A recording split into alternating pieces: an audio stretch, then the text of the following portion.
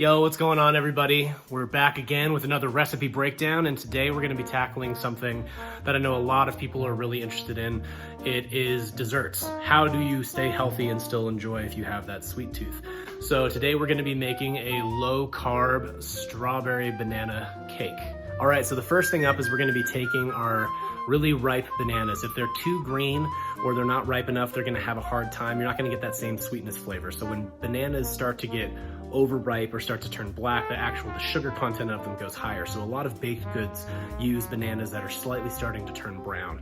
So you're gonna get that more sugar content from them, which is a natural occurring fructose that exists in bananas. So the first thing we're gonna do is we're gonna take our bananas and we're gonna put them in a food processor to mash them all up so that way they get really combined in our cake. Now, if you don't have a food processor, which I definitely recommend you get one, they're one of the best things you can have in your kitchen. But if you don't have one, you don't need one, you can mash them up in a bowl using like a potato masher or even the back of a wooden spoon or spatula or anything, just mash them up so that way they're really broken down and will get integrated into our cake mix.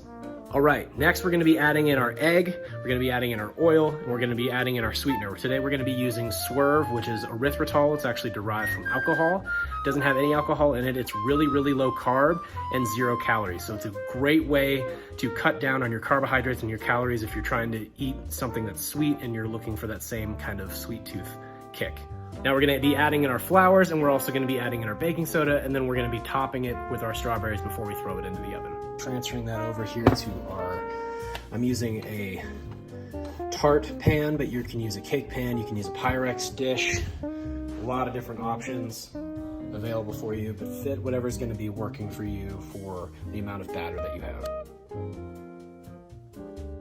One thing to remember when making pastries or desserts in general is you want to make sure that it's pretty level, because as it's baking, you want to make sure everything's getting hit at the same time. So if you have parts that are higher and denser than others, then those are going to take longer to cook. So you're going to, or bake rather.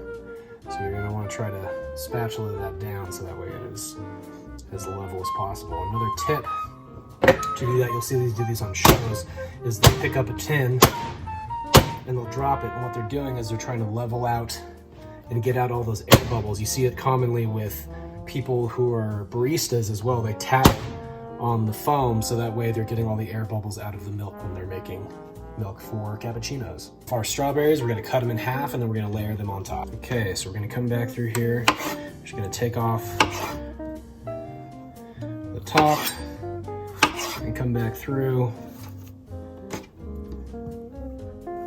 cutting these guys up. Next up, layering them on our tart. Now this is a cool way that you can get creative with your presentation. All right, we got our low carb banana strawberry cake in the oven. We're gonna let that cook or bake at 350 for about 60 minutes. And we have that on the middle rack, and I'm excited to see how it turns out. All right, and there we have it. Our low carb buckwheat banana strawberry cake. All right, so that wraps up another recipe breakdown.